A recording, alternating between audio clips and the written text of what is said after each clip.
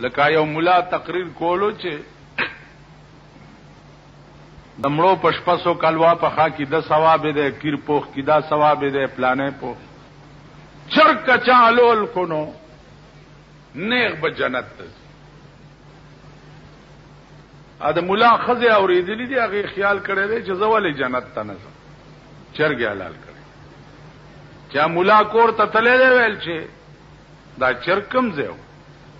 ول خو تعال ته مانځ کې ویل چې چرګ چالال کو نیغ به جنت ته زینو مامدا چرګ رونی و چې ز جنت ته لاړ شي ستا ویل خدای کور روان کدا خو ز خلکو ته وې ځان له خو نه وې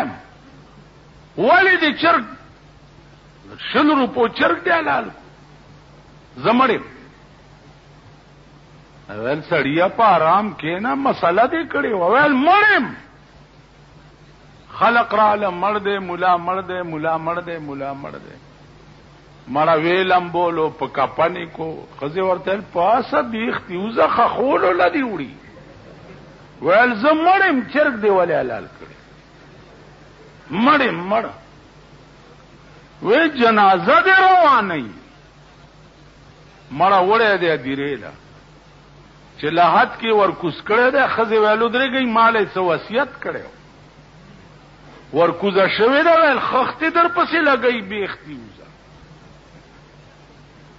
بندای دی ول مړ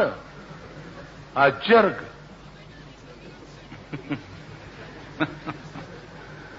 ول خودره غنو پاس چرا ټوپ کړه ده आवाज کړه ده ول خلک واوري مولا مړ شو راځي مال تعالی ده راځي مړی کپن په سر نیغ د لحد نه را ټوپ کو ول د چاپلار خو به تعالی کی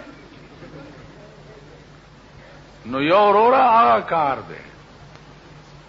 چې مونږ چرګ پسې مړ شو دا دعا کوه چې خدایا تانه تا کچرو تا اسپیټال ته می ضرورت مې ده دا دعا